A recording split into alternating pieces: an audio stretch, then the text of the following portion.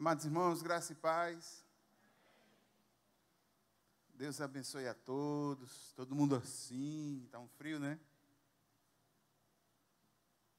Eu acho que é a primeira vez que eu venho pregar aqui depois de ter tocado que não está suado. Nunca tive essa dádiva. É a minha forma de expressar nervosismo, é estar suado, mas só que aqui está tão frio que não teve como. Irmãos, hoje nós vamos ver o livro de Atos. Atos capítulo 21. Vamos já continuidade ao livro de Atos. Atos no capítulo 21. No capítulo 20, Paulo se despede da cidade de Mileto dos irmãos. Nesse texto agora nós vamos ver que ele está de malas prontas para viajar para Jerusalém. E ao que tudo indica, vai ser a última vez que Paulo coloca os pés naquela cidade. E ele tem uma missão, ele está levando donativos das igrejas da Ásia para as pobres igrejas na Judéia que estavam sofrendo. Uma caravana de 9 pessoas, 7 irmãos que estão ajudando eles, levando dinheiro. Lucas, que é o que registra o livro de Atos, e o próprio Paulo. Essa caravana de 9 pessoas está indo de Mileto a Jerusalém. Ele está indo para Jerusalém, irmãos, não para receber nenhum tipo de reconhecimento ou alguma coisa para si mesmo. Ele tem na sua mente prerrogativas muito maiores, inclusive, que nós podemos até entender. Mas uma coisa é certa, ele sabe que o que lhe aguarda não são coisas boas em Jerusalém. Ele tem certeza disso. Tanto é que em uma de suas cartas sobre esse momento, ele pede que os irmãos orem por ele. Aquilo que nós temos feito aqui uns pelos outros. Antes de você abrir lá em Atos, a carta de Paulo aos Romanos, no capítulo 15, dos versículos 30 até 32, Paulo diz o seguinte: recomendo-lhes, irmãos, por nosso Senhor Jesus Cristo, e pelo amor do Espírito, que se unam a mim em minha luta, orando a Deus em meu favor. Orem para que eu esteja livre dos descrentes da Judéia e que o meu serviço em Jerusalém seja aceitável aos santos, de forma que, pela vontade de Deus, eu os visite com alegria e, juntamente com vocês, desfrute de um período de refrigério. E aqui nós vamos ver um fragmento de texto que é, no mínimo, conflitante, interessante, mas que nos faz raciocinar sobre aspectos da viagem missionária de Paulo e sobre aspectos do ser de um missionário. A última, do caso aí, a chamada terceira viagem missionária de Paulo, irmãos, ela está colocada nesse mapa aí, ó. É uma viagem robusta, grande, não foi pouco tempo. Nós precisamos levar em consideração o que está sendo feito no século I. Não há as facilidades que existem hoje. Paulo não sai de Uber de uma cidade para outra. E existem quilômetros e quilômetros de distância. Tem uma viagem de Paulo que ele vai viajar num barco mercante, num navio mercante, mais de 640 quilômetros. Eram viagens que depreciavam a pessoa, fora os riscos, porque essa equipe de 9 pessoas está levando donativos em dinheiro, de um lugar para outro. Tem risco. Tem risco. Assaltantes, doenças. O próprio barco, existem as embarcações, que são chamadas embarcações costeiras. Elas são pequenas, elas vão andando lado a lado com a costa. Mas para enfrentar mar aberto, a embarcação tem que ser maior. E algumas dessas embarcações, nesse período, não eram tão bem construídas. A ciência naval, ela era bem efetiva, ela tinha uma ciência boa, mas sabemos que aqui e ali era possível que um barco desse afundasse. A existência de corsários, de piratas, pessoas que assaltavam no próprio mar, então tudo isso fazia esse contexto. Paulo, ele tinha uma incumbência muito grande. Vamos lá, Atos capítulo 21, dos versículos 1 a 3, o texto diz assim. Atos 21, de 1 a 3. Depois de nos separarmos deles, embarcamos e navegamos diretamente para Cós. No dia seguinte, fomos para Rhodes e dali até Pátara. Encontrando um navio que ia fazer a travessia para a Fenícia, embarcamos nele e partimos. Depois de avistarmos Chipre e seguimos rumo sul, navegamos para a Síria. Desembarcamos em Tiro, onde o nosso navio deveria deixar sua carga. Olhe para mim um momento. Como eu disse, é natural entender que as pessoas que estavam com Paulo, e perceba que toda a narrativa ela é feita no plural, Lucas está junto com Paulo e os 7 irmãos que saíram de Mileto junto com ele, com esses donativos. Então, é uma pequena equipe, é natural entender que ele não está sozinho. O porto de Mileto ele sai do porto de Mileto, vai até Cós, naquele lugar eles passam a noite. Na manhã seguinte, eles saem da extremidade norte da ilha de Rhodes e vai para um lugar chamado Pátara, um local que é onde havia um porto muito conhecido, talvez um dos mais importantes portos da Lícia, que era uma região antiga, importante do século I. Em Pátara, eles fazem uma mudança. Eles saem de um barco costeiro pequeno para um barco que vai para mar aberto, maior. Por quê? Porque ele diz o seguinte, ó, ele vai encontrando um navio que ia fazer a travessia para a Fenícia.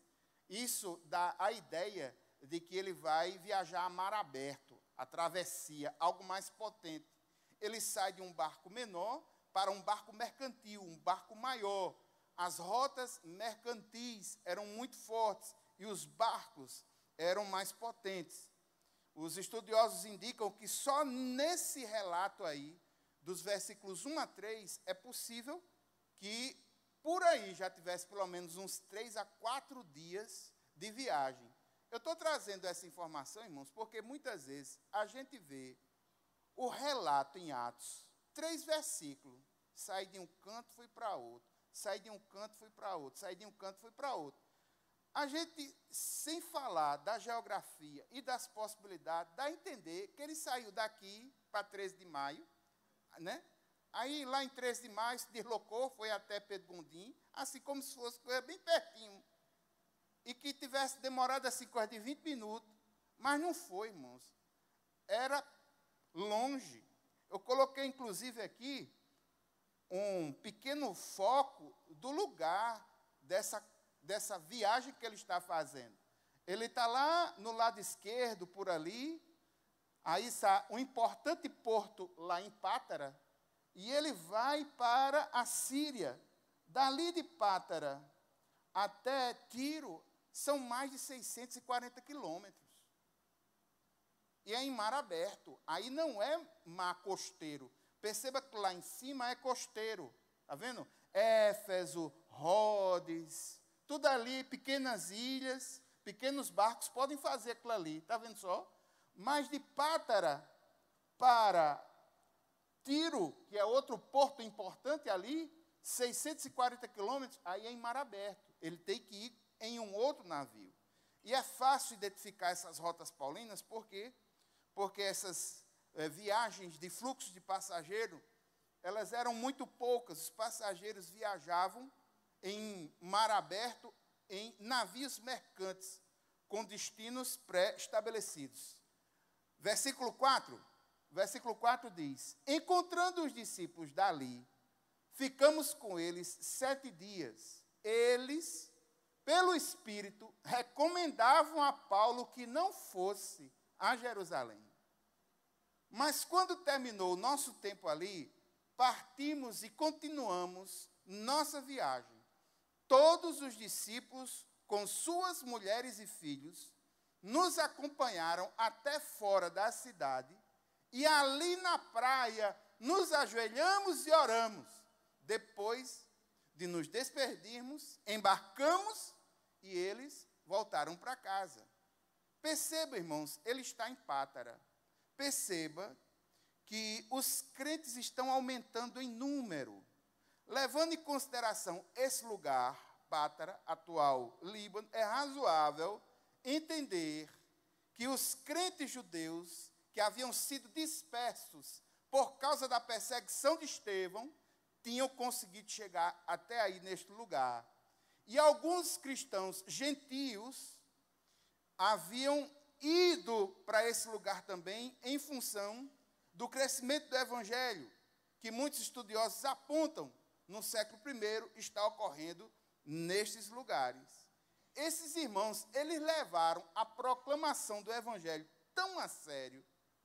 Nos tempos apostólicos havia Tiro, essa cidade para onde eles estão indo, tinha se tornado um grande centro da fé cristã. E agora nós vemos Paulo em Tiro, querendo ir para Jerusalém, antes ia passar por Cesareia. Mas nesse lugar, ele encontra alguns irmãos lá e vai ministrar aos irmãos. E aqui acontece algo inusitado. Não sei se vocês perceberam. Os irmãos chegam para Paulo e dizem assim: Paulo, não vá para Jerusalém. E perceba que os irmãos estão fazendo isso pelo Espírito. Inspirados pelo Espírito Santo de Deus, vendo a situação, eles chegam para Paulo e dizem assim: Paulo, não vá não. Fique, Paulo. Fique, não vá. Irmãos, existe alguma contradição entre as revelações que Paulo recebeu no Espírito Santo de ir para Jerusalém e esse Espírito agora, pelos irmãos, dizendo a Paulo que não vá? Existe alguma contradição nisso? Aparentemente, é possível que alguns entendam da existência de uma contradição, mas na realidade não há contradição alguma. O que acontece, irmãos, é que os cristãos de Tiro, do lugar onde ele está agora, ouviram o Espírito Santo dizer a Paulo que ele haveria de enfrentar oposições. Só que Paulo tem a convicção, por esse Espírito, que deve ir a Jerusalém. Isto está servindo para ele como uma espécie de aviso.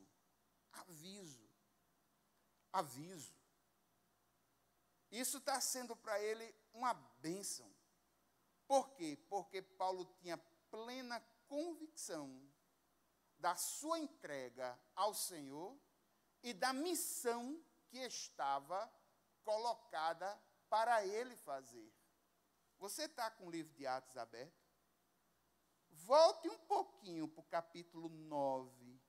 O capítulo 9 é o capítulo do chamado de Paulo. No capítulo 9, vá para os versículos 15 e 16.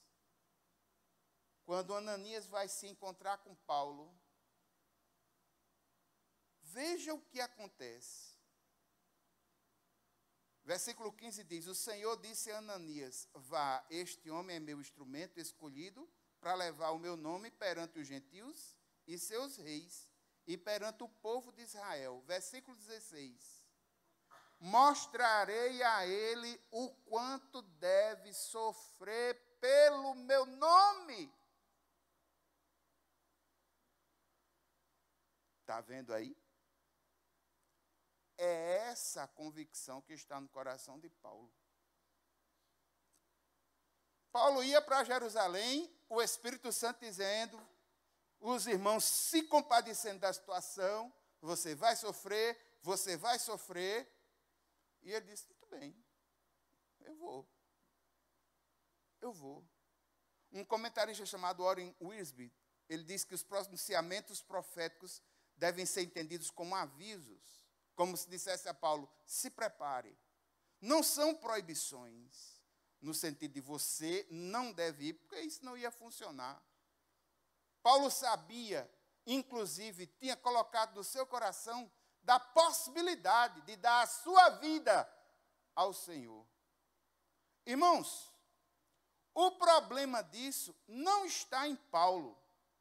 O problema disso não está nos crentes de Tiro. O problema disso está em nós, porque nós não sabemos o que significa sofrer pelo Evangelho. É por isso que nos impacta algo assim.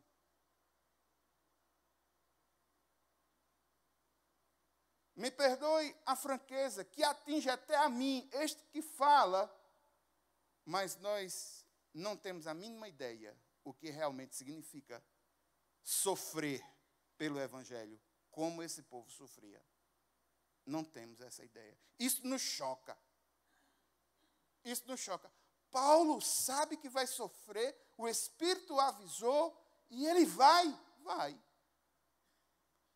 É razoável entender, inclusive, irmãos, que ele tenha se sentido confortado no seu coração por perceber que o Espírito Santo está preparando ele. Você vai sofrer, eu vou. Mais uma vez a gente vê as declarações de afeto, os irmãos declarando afeto, todas as famílias lá vão até Paulo na praia, se ajoelha, ora por ele, aí depois se despede, ele embarca e tchau e bênção. Vou seguir a viagem. Versículo 7, 21, 7. Demos prosseguimento à nossa viagem, partindo de Tiro, aportamos em Ptolemaida, onde saudamos os irmãos e passamos um dia com eles. Partindo no dia seguinte, chegamos a Cesareia e ficamos na casa de Filipe, o evangelista, um dos 7. Ele tinha 4 filhas virgens que profetizavam. A distância de Tiro, onde Paulo estava, para Ptolemaida, é de mais de 40 quilômetros. Paulo não perde tempo. Quando ele chega nesse lugar, ele aproveita essa pausa para conversar com discípulos que estavam ali naquele lugar. Ele vai para levar motivação, para falar ao seu coração, e aqui mais uma prova de que o evangelho estava se expandindo. De Ptolemaida até Cesareia, mais 56 quilômetros. E aqui ele chega na casa de Filipe, que para Paulo não é um estranho. Esse é um dos grandes ícones da igreja primitiva. Foi esse Filipe, o evangelista, que pregou para o rapaz lá da rainha de Candace, o eunuco. Ele era um evangelista de mão cheia. Ele tinha sido evangelista em Samaria, evangelizou na área mediterrânea do Azota e agora estabelece residência em Cesareia e dá testemunho. Qual é o testemunho? As suas filhas seguem o mesmo exemplo do pai. Entenda o que significa profetizar do ponto de vista bíblico dentro da teologia paulina. Não quer dizer que essas mulheres eram místicas, que estavam lá em transe constantemente, como muito pensa, ser um profeta. Não. Essas mulheres eram versadas nas Escrituras e do mesmo jeito que o seu pai evangelizavam e falavam de Jesus para a sociedade gentia, lá aonde viviam. E elas eram reconhecidas por serem profetisas do Senhor, o que traz uma grande marca, sendo elas mulheres do século I, sendo reconhecidas como profetisas, filha de um evangelista que deu a sua vida para a proclamação da palavra, de forma aguerrida, de forma corajosa. E mais uma vez, irmãos, a gente vê algo muito interessante. Versículos 10 e 11. Depois de passarmos ali vários dias, desceu da Judeia um profeta chamado Ágabo. Vindo ao nosso encontro, tomou o cinto de Paulo e, amarrando as suas próprias mãos e pés, disse: assim diz o Espírito Santo, desta maneira os judeus amarrarão o dono deste cinto em Jerusalém e o entregarão aos gentios. Veja só, Paulo já tinha viajado por um grande espaço de tempo. Ao que tudo indica, os estudiosos observam que ele tinha reduzido um pouco a velocidade, muito provavelmente em função desses avisos que ele está recebendo, de que vai sofrer, de que vai sofrer, de que vai sofrer. E aqui a gente vê a parada dele em Filipe. Entendo que essa conversa que ele teve com Filipe foi muito produtiva. Um apóstolo falando com um evangelista. Acho que foi produtivo demais. E nesse momento ele recebe um profeta chamado Ágabo, que não é novo. Por quê? Há 15 anos atrás, aproximadamente dessa época, esse mesmo profeta tinha profetizado que haveria de ocorrer uma fome. E ele já tinha preparado a igreja para que levantassem donativos, e Paulo sabia que ele era alguém reconhecido. Esse mesmo Ágabo, que agora está 15 anos depois, perceba que o tempo que leva o livro de Atos, 15 anos depois, ele vai e faz algo inusitado. Ele faz uma dramatização profética. Aí você olha assim, pastor, dramatização profética? Sim. O que foi que ele fez? Ele pegou o cinto de Paulo, se amarrou e disse, olha, do jeito que eu estou fazendo aqui, vão fazer com o dono do cinto. Isso não é novo, não. A dramatização profética é um recurso que os profetas utilizavam, sobretudo no Antigo Testamento. Por exemplo, dramatização profética de Isaías. Isaías passou 3 anos nu e descalço. Dramatização profética de Jeremias. Jeremias utilizou um cinto de linho podre para falar ao povo sobre o juízo de Deus. Dramatização profética de Ezequiel, no capítulo 4, Ezequiel utilizou um tijolo representando a cidade de Jerusalém e o juízo que haveria de vir sobre esse povo. Então não é uma coisa nova, não é algo inusitado que Ágabo está fazendo, não. Era algo que dentro dessa cultura era plenamente admissível. Ele faz uma dramatização profética falando da situação pessoal de Paulo, o que ele haveria de sofrer. Agora vamos para a resposta de Paulo. Quando ouvimos isso, nós e o povo, quando diz nós, é Lucas e os 7 que está levando os donativos. Nós e o povo, ou seja, os discípulos desse lugar, junto com a gente, rogamos a Paulo que não subisse para Jerusalém. Então Paulo respondeu, por que vocês estão chorando e partindo o meu coração? Eu estou pronto não apenas para ser amarrado, mas também para morrer em Jerusalém pelo nome do Senhor Jesus. Caso não podemos dissuadir, como não podemos dissuadi-lo, desistimos e dissemos, seja feita a vontade do Senhor. Só para a gente dar uma sacudida e acordar a mente, vamos todo mundo repetir aquilo que foi dito, essa última frase que está em negrito.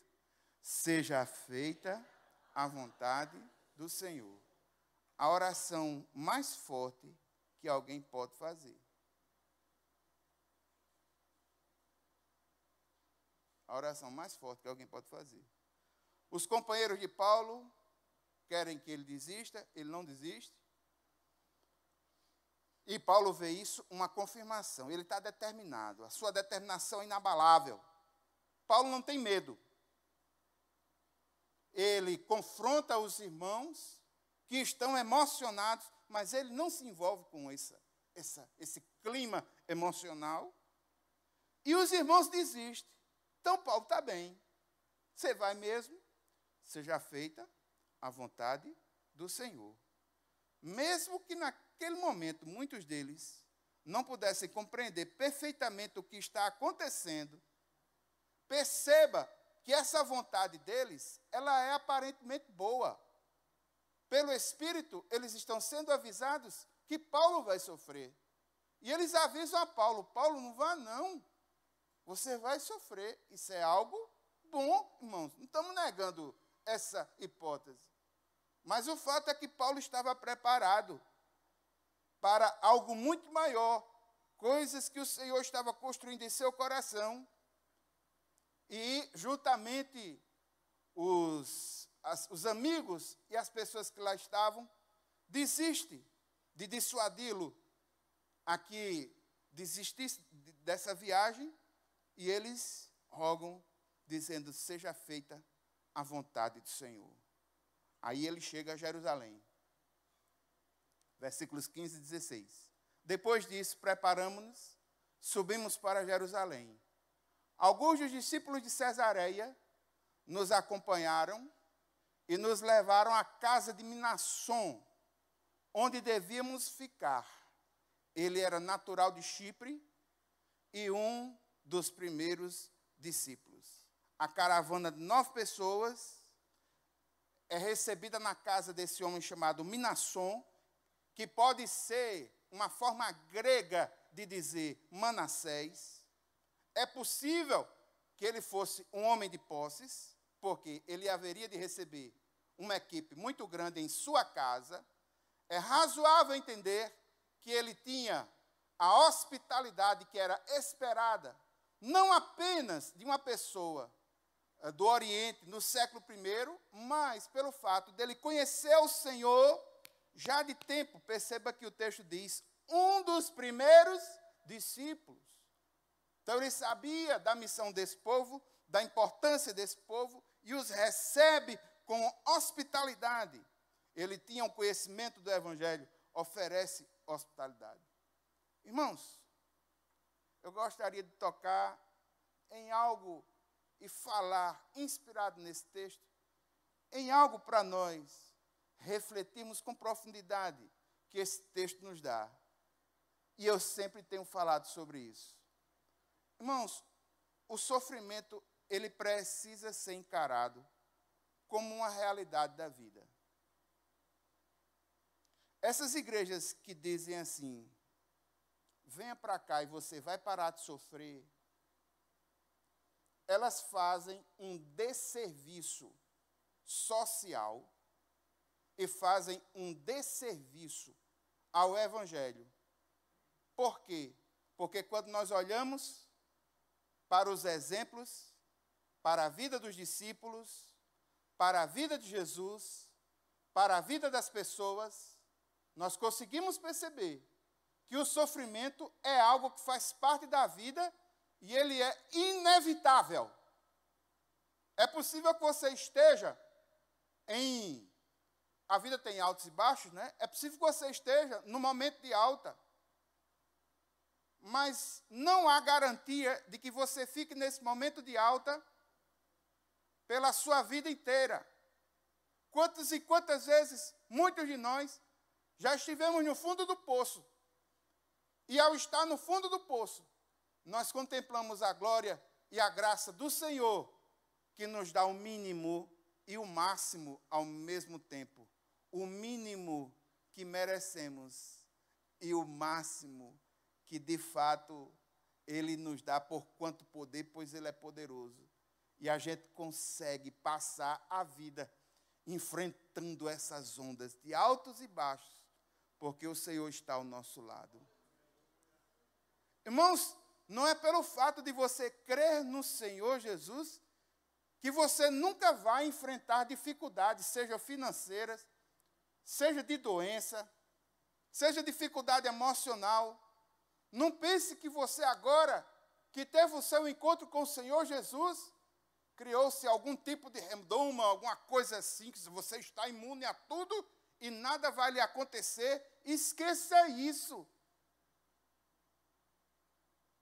Esqueça isso. Nós vamos nos deparar com o sofrimento, e no caso de Paulo, Paulo está sofrendo por amor ao Evangelho e está sofrendo porque está colocando a sua vida como um projeto de Deus.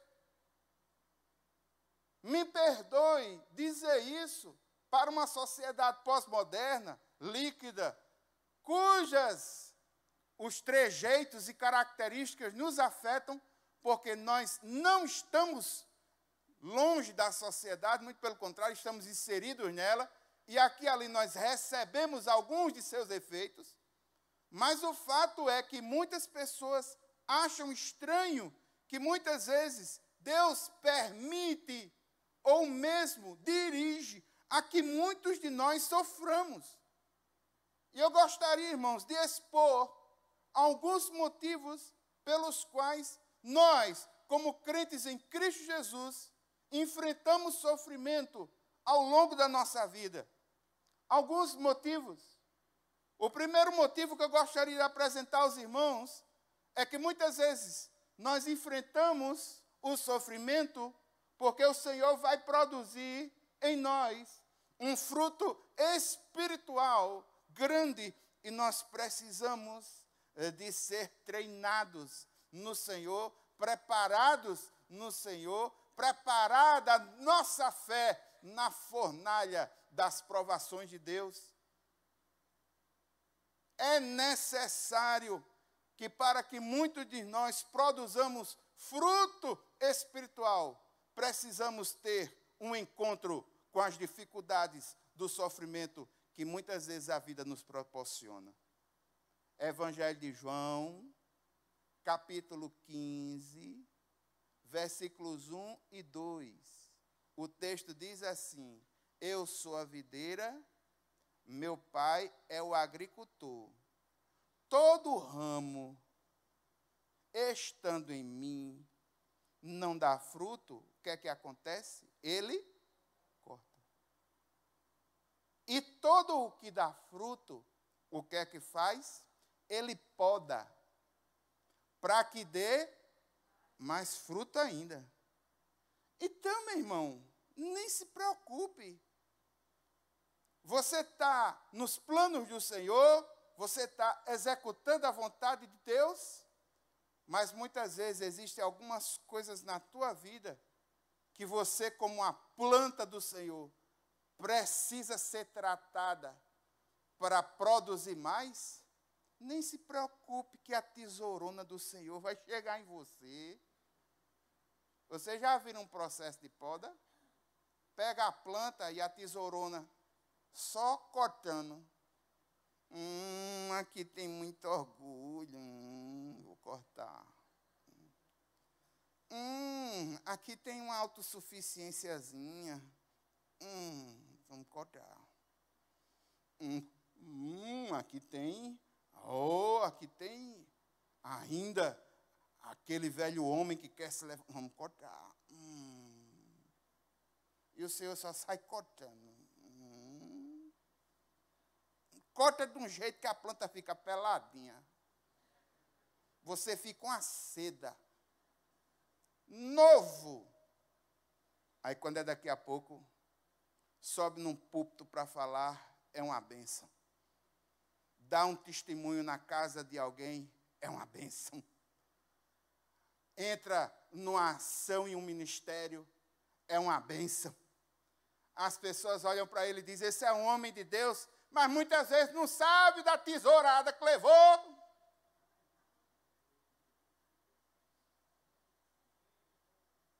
Está pegando a mensagem aí, não está? A tesoura vai lhe pegar, viu?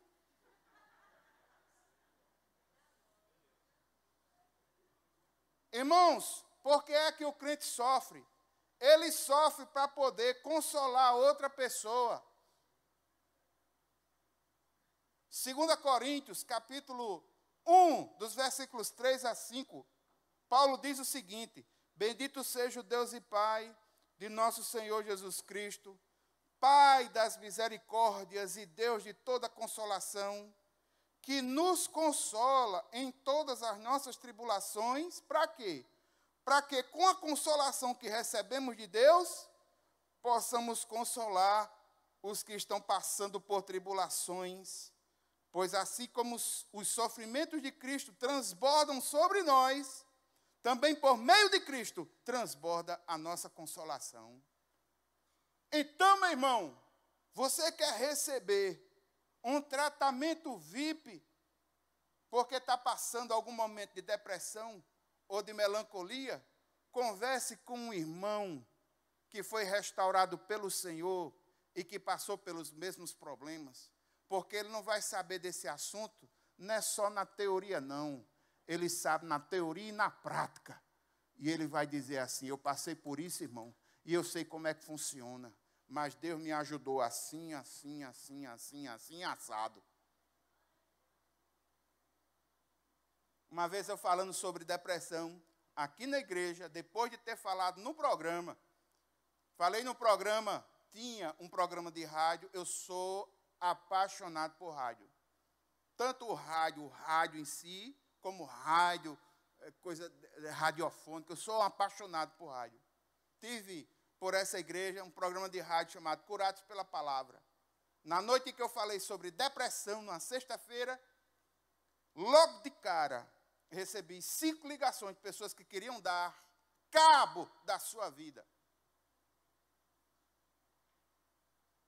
Teve alguém que me ligou às 1h30 da manhã e eu disse: não se mata agora não, deixa para terça-feira. Antes fale comigo.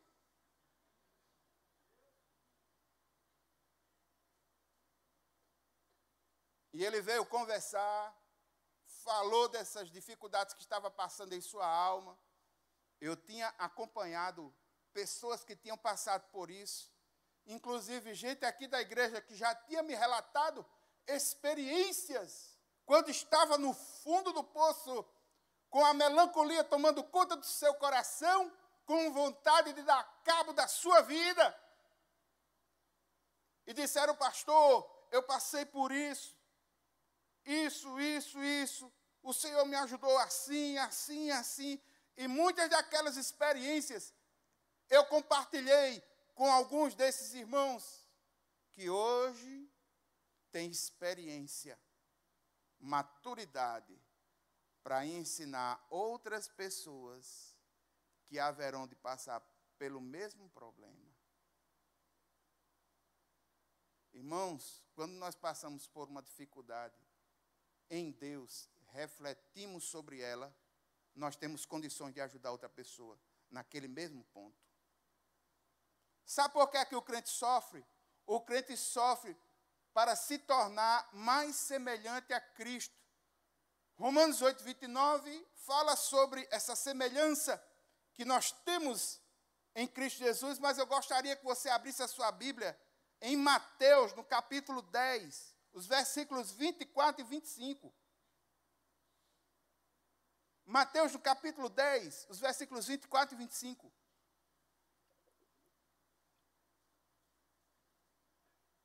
Mateus, no capítulo 10, versículos 24 e 25, o texto diz assim: o discípulo, isso são palavras de Jesus, o discípulo não está acima do seu mestre, nem o servo acima do seu senhor. Basta ao discípulo ser como o seu mestre e ao servo como o seu senhor. Se o dono da casa foi chamado de Beelzebul, quanto mais os membros da família. Você sabe sobre quem ele fez essa afirmação? Sobre si mesmo. Se aos donos da casa, se o dono da casa chamar de Beelzebul, ele mesmo. Se chamar a mim disso, o que é que não vão fazer com meus discípulos? O que é que não vão fazer com vocês?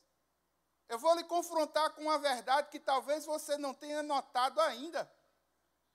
Você, como igreja do Senhor, como sal da terra, como luz do mundo, se você for sal da terra de verdade, se você for luz do mundo de verdade, me desculpe dizer algo, você é odiado. Você é odiado pelo mundo. Em determinadas situações, em determinados contextos, se você se posicionar como um filho de Deus, que sabe o que é ser filho de Deus, você vai nadar numa contracultura. As pessoas vão olhar para você e dizer, ei!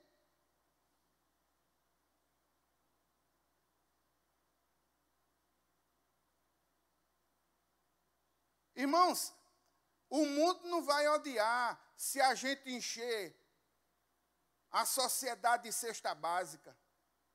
O mundo não vai odiar se a gente encher a sociedade de programas sociais estruturantes. O mundo vai nos odiar, sabe como? Quando a gente chega para ele e diz, se arrependa dos seus pecados.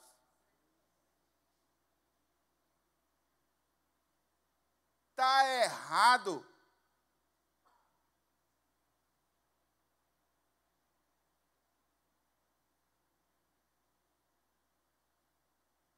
O próprio mundo se contradiz em suas perspectivas. E quando a igreja mostra o que está errado, ela atrai a ira do mundo. Pense nas circunstâncias às quais o Brasil vive hoje. É muito interessante. Um jovem com 16 anos de idade, a 18, ele tem maturidade relativa. E ele pode votar se ele quiser, inclusive votar para as autoridades máximas que constituem esse país. Para dirigir um carro, depois de passar por muitos testes, uma pessoa só consegue dirigir aqui no Brasil acima dos 18 anos de idade.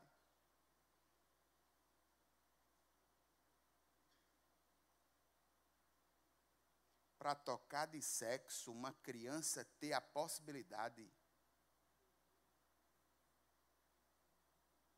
de opinar e em uma manifestação pública se levantar um cartaz falando que existe criança trans e a igreja não se posicionar em relação a esse erro, pois pode torar no ar se eu estou falando aqui, está errado.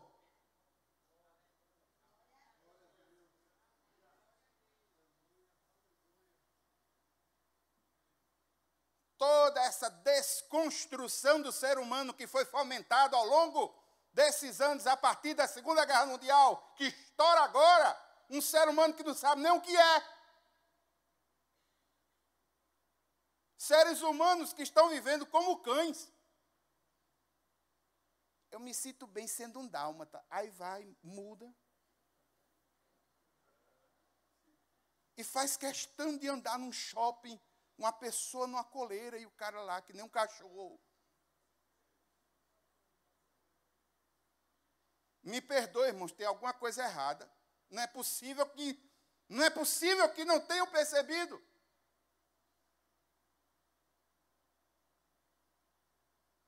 A nossa sociedade, ela tem problemas.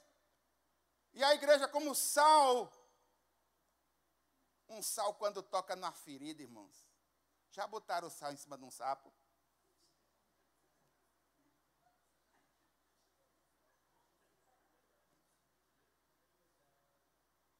Quando botam a luz nas trevas, meu filho, aquilo que está escondido lá nas trevas, achar ruim. Então acham ruim, não é aquilo que a igreja faz, mas acham ruim quando ela mostra as verdades que esse mundo não consegue mais encarar, porque são verdades. São verdades. São verdades. E essas verdades atraem o ódio do mundo contra a igreja. Por que é que o crente sofre?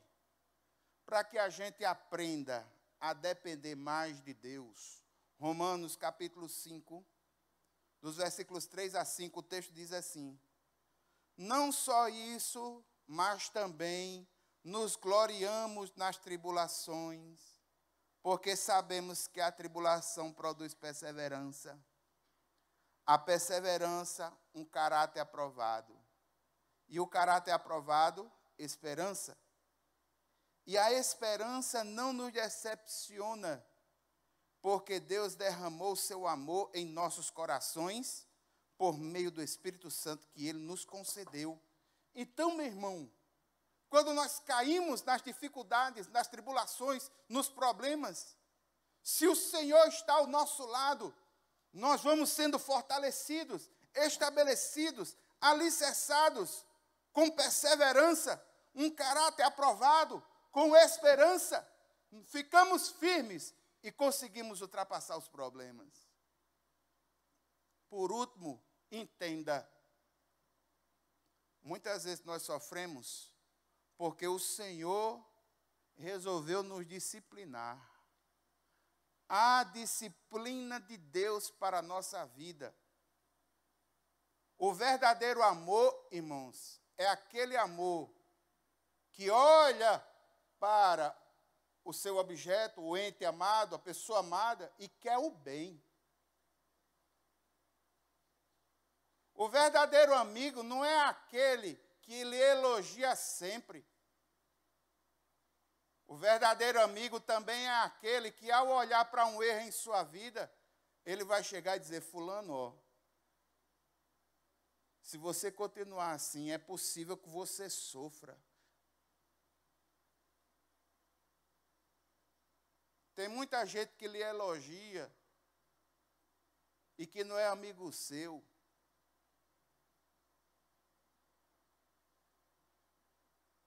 Todo aquele que ama, Ele disciplina. E o Senhor nos ama. Apocalipse 3,19. O texto diz: repreendo e disciplino aqueles que eu amo. O próprio Jesus diz à igreja: eu repreendo e disciplino aqueles que eu amo. Se você foi disciplinado pelo Senhor em sua vida, alegre o seu coração, porque é uma prova de que Deus te ama. E Ele te quer no caminho certo. Estes são os motivos mais básicos, porque muitas vezes nós sofremos. E Paulo sabia que ia sofrer, mas ele tinha um chamado do Senhor. E por amor a esse chamado, ele enfrenta o sofrimento e a dor. Irmãos, ao enfrentar o sofrimento em Jerusalém, sabe o que é que vai acontecer com a vida de Paulo? O nome do Senhor vai ser glorificado através dele.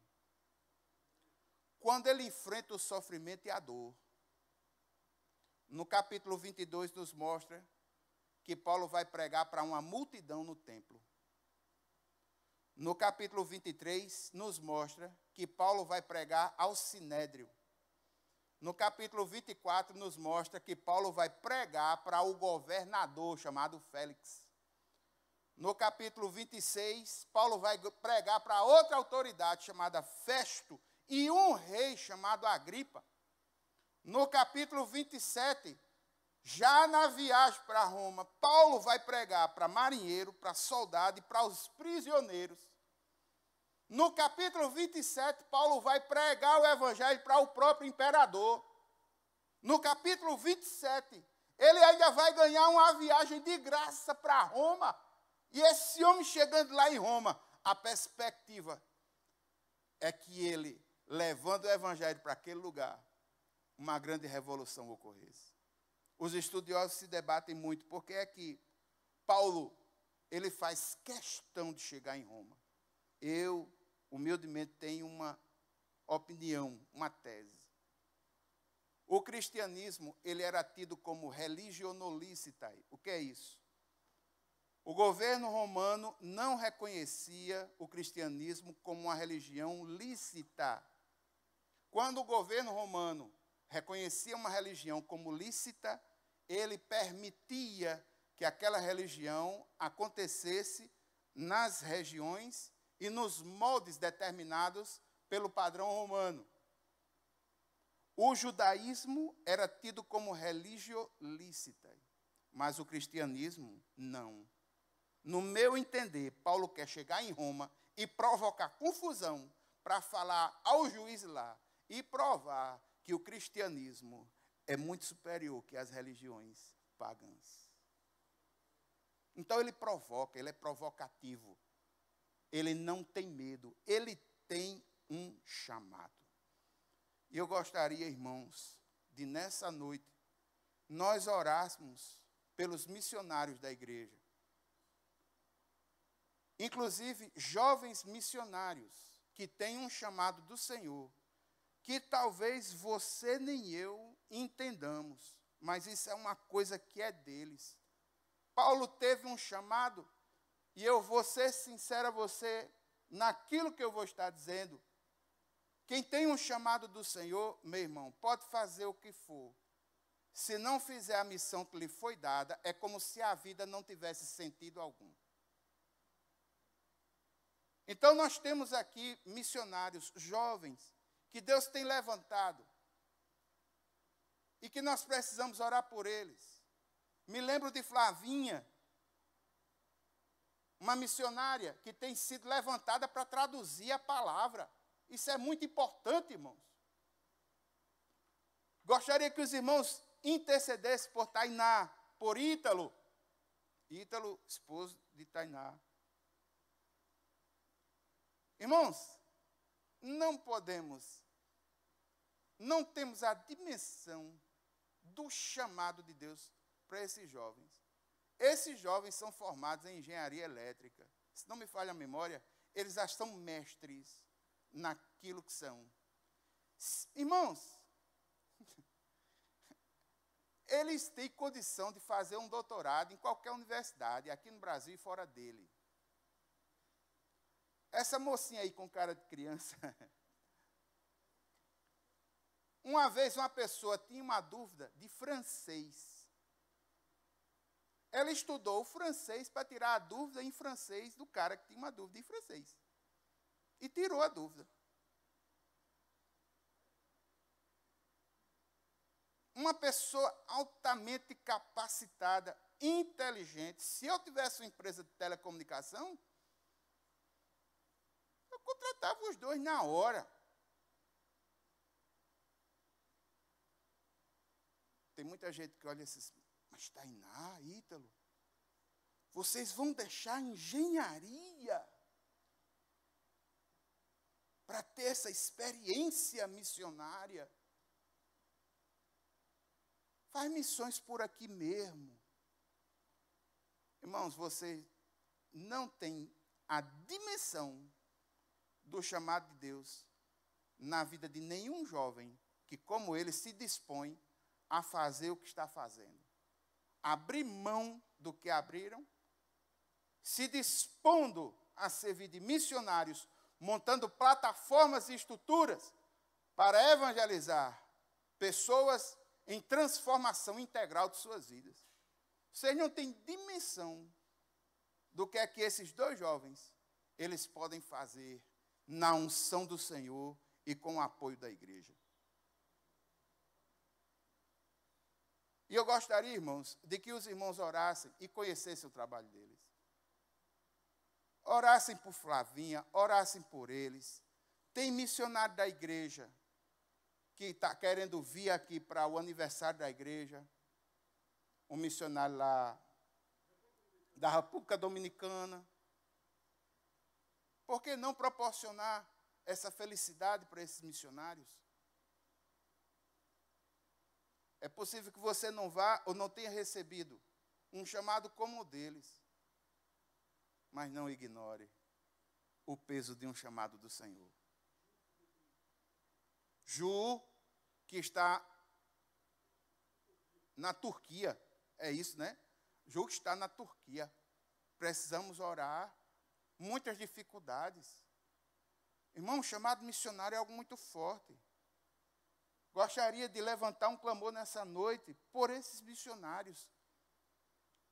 E eu também gostaria de levantar um clamor, juntamente com você, que por alguma razão tem sofrido. Mas um sofrimento diferente.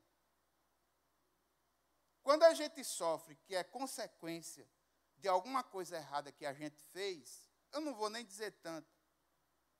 Mas eu vou descer, viu, Miriam?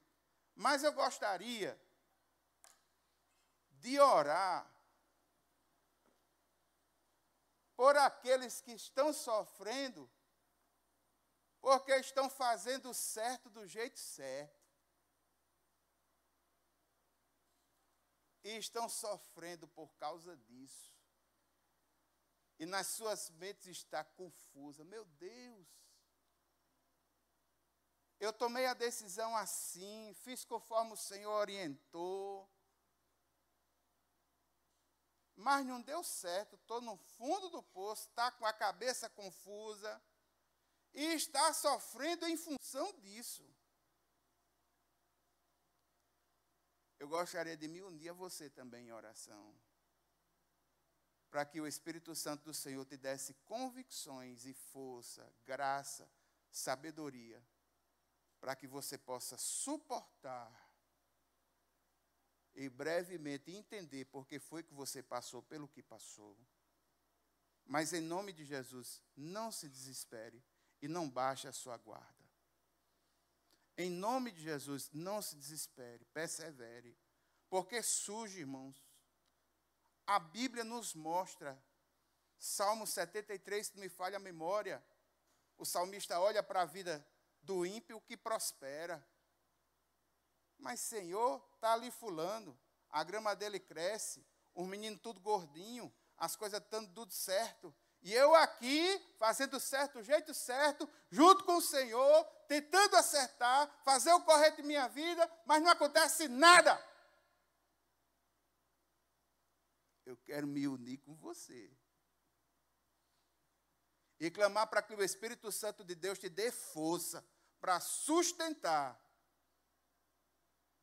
E você consiga perceber o alvo lá no final.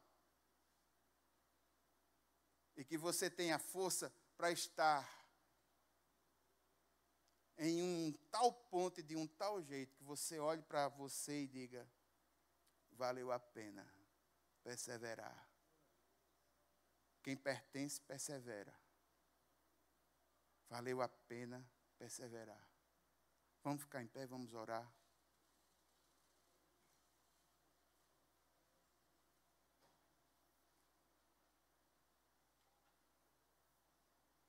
Gostaria que os irmãos colocassem em oração muitos dos nossos irmãos que estão enfrentando verdadeiras batalhas nas suas recuperações de saúde. Gostaria que, de uma forma muito específica, os irmãos colocassem o nosso irmão Flávio Melo nas suas orações. Sua irmã Cleide teve um AVC e ele tem enfrentado uma barra difícil, não é de hoje, já de muito tempo. E quando a gente sofre um grande espaço de tempo, há uma tendência à doença, ao esmorecimento e a surgirem outras coisas. Eu gostaria de pedir que os irmãos estivessem intercedendo por Flávio. Muitos irmãos, nossos irmãos, têm passado dificuldades na questão de saúde. Nós precisamos ajudar em oração. Muitas situações difíceis têm se levantado. Não adianta colocar uma peneira para ver a realidade. Não tem como, a realidade está aí. Nua, crua, fria e violenta. E nós precisamos aprender a depender do Senhor e, como igreja do Senhor, nos dar força um ao outro para a gente levantar a cabeça e seguir adiante. Há uma esperança. O Senhor é a luz no fim do túnel para nós. Esse Espírito Santo está a nos ajudar, nos fortalecer, nos dando força para que a gente tenha força para perseverar. Chegar lá no outro lado e dizer: obrigado, Senhor, o Senhor me ajudou a passar por essas dificuldades. Sofrimento traz dor na alma. Vamos orar por essas duas causas. Pai eterno e santo, Deus poderoso, nós queremos colocar diante de Ti, Senhor, os missionários da igreja, todos os que foram citados, Ju, da República da República Dominicana, Ítalo, Tainá, Flavinha, todos. Senhor, no nome de Jesus, atua de forma poderosa na vida deles. Levanta os recursos. Senhor, eles têm uma missão que foi dada pelo Senhor. E eles vão cumprir essa missão. O Senhor tem trabalhado em seus corações. Eu quero te pedir, Deus, que o Senhor traga uma restauração espiritual profunda a cada um desses jovens e missionários da igreja que receberam essa vocação. Senhor, que o teu Santo Espírito visite eles nesse momento. Eu quero te pedir, Deus, no nome de Jesus, que o Senhor os livre daqueles que se levantam para fazer o mal. Livra cada um deles, Pai, no nome de Jesus. E agora, Pai, eu quero colocar diante de Ti cada um de nós que tem sofrido no coração, porque faz o certo do jeito certo, mas muitas vezes é incompreendido, muitas vezes não consegue entender o que está acontecendo, muitas vezes não consegue entender porque não há porta aberta, muitas vezes não consegue entender e fica questionando a si mesmo. Meu Deus, meu Pai, no nome de Jesus, que o Teu Santo Espírito traga liberdade e traga uma nova visão nessa noite. Pai, nos restaura. Meu Deus, meu Pai, em nome de Jesus, livra cada um de nós. Nos ajuda a passar por esses momentos tão difíceis. Nos ajuda a Te enxergar nesses momentos tão difíceis. Deus eterno e santo, nos toma nas Tuas mãos e nos ajuda a passar por esse mar turbulento. Pai, nós oramos no nome de Jesus. A igreja diz amém. Irmãos, eu gostaria de aproveitar que você está em pé e gostaria de fazer uma terceira oração. É possível que alguém aqui nessa noite esteja se deparando com uma causa. E dessa causa que tem que enfrentar, diz assim: não tenho condições. Eu não sei o que fazer, não sei como fazer, eu não tenho a menor ideia. Eu preciso da ajuda do Senhor. Eu preciso da ajuda do Senhor e da ajuda dos irmãos em oração. Se há alguém assim, os que não estão assim, gostaria de pedir que ficassem em pé. E os que estão nessa situação que eu falei, aliás, os que não estão assim, gostaria de pedir que sentassem.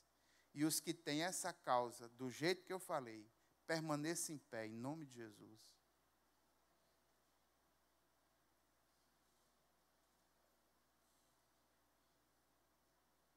Pronto. Existem irmãos que estão em pé. E eles estão dizendo: há uma causa que eu não sei como resolver, não tenho a mínima ideia de como vai ser, não há perspectiva de solução, não vejo luz no fim do túnel, não sei o que o Senhor está falando para mim, não tenho ideia, preciso do Senhor em minha vida.